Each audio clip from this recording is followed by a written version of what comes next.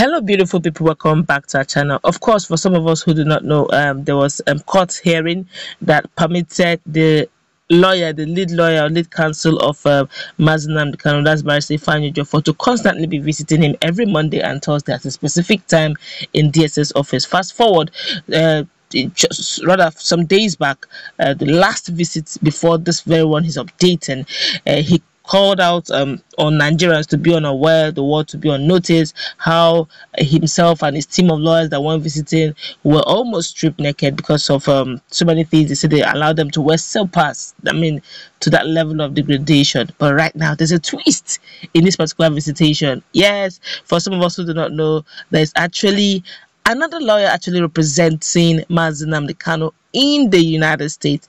Obviously, he was actually around, and so many things played out. In fact, you need to hear the drama that ensued in DSS. But before we go into the news proper to find out what it is that Barrister Fein is updating his, not just his followers, but Nnamdi Kanu's followers and Ipob at large, Biafran followers, and the world who desire to see Biafran nation, in reality. We'd like you to subscribe to our channel by clicking on the red subscribe button beside it.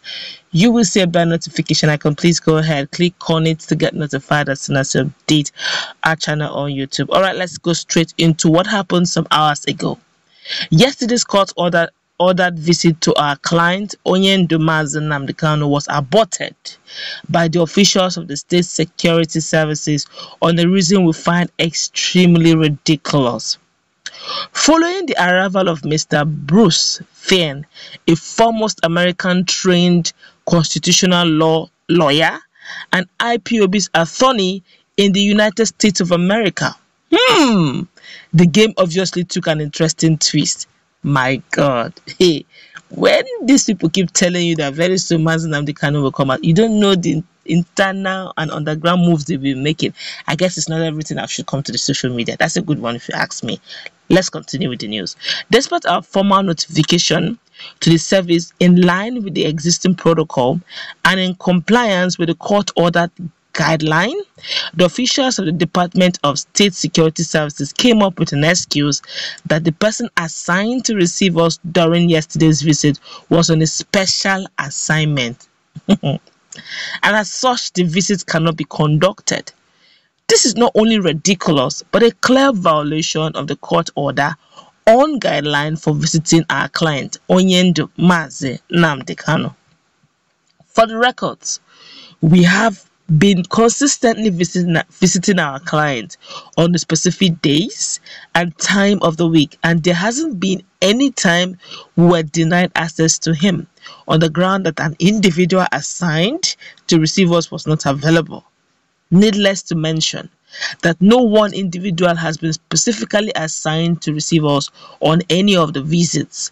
They are fully aware that the visit takes place every Monday and Thursdays.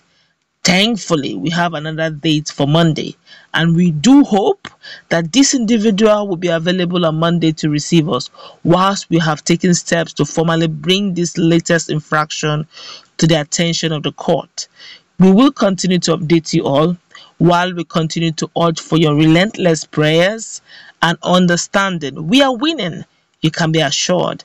Thank you all, and remember, signed Ejiofor Ifeanyi Esquire, Nnamdi Kanu's lead counsel. Okay, let's look at this thing with the eyes of with an eagle eye.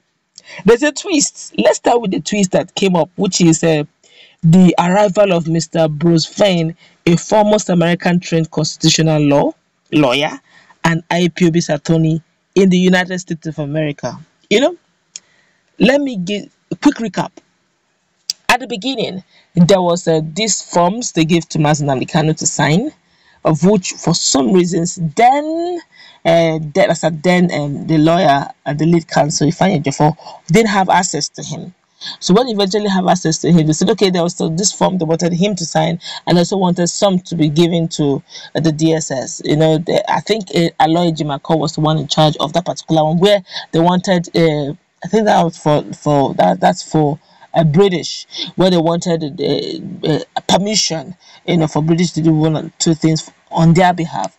They couldn't. They said okay that DSS are looking through it. They would need to go through their legal firm, and according to Aloy Jimako, he said he waited, he didn't get feedback then. So I guess they're also looking at those forms in scrutiny so that they don't go. This is really getting interesting. And now, usually, it would have been a case of whatever it is, the lawyer, Mr. Fein came to that, Mr. Bruce came to do. It would have been a case of maybe a phone call and get his information and vital data from him. But since it's a bit difficult and since they have visiting days, he must have arrived. The DSS not knowing that he has arrived in Nigeria, and he said, "It's okay. Since I know the law, he's a well-trained lawyer well-trained lawyer in the States, and he's in Nigeria here, and he wanted to follow them to during their visitation to get one-on-one interactions. This is taking a different turn, and this is no longer local anymore as we thought.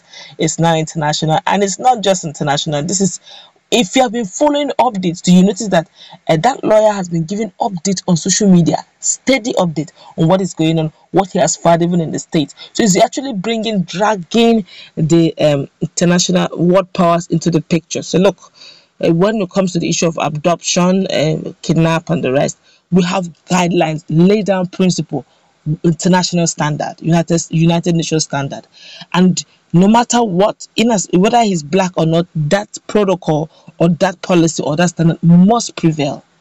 And don't forget, before Nnamdi Kanu came back to Nigeria, he had actually, signed up duties, services with this, one of the foremost, I guess, in the United States.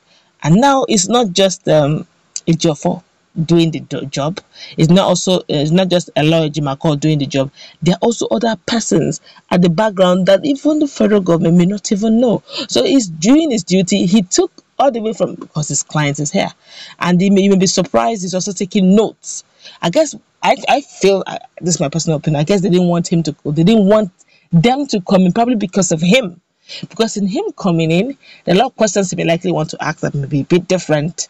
Okay, and also he's going to look at the facilities.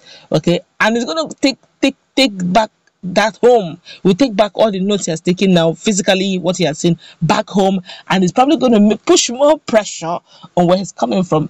But the funny thing about it is like what a lawyer, Ifeanyi Ejiofor said, Barrister Ifeanyi Ejiofor said. Thursday has come and gone. There's just few hours to go for Monday. And when Monday comes, definitely, I perceive even the Mr. Bruce would definitely, the barrister would definitely be there again. So it's like you're just shifting it. Just allow them in, let them do their job, and go back. No wonder these are things that probably the likes of Barrister Ifeanyi Ejiofor sees at the background that most Nigerians and most supporters of Nnamdi Kanu don't see, and gives him joy, because this is actually court that permitted them to do these visitations for whatever reasons they were not able to access their client some hours ago. I hope this will not be another issue entirely. Let's move to the comment section, please. What's your take?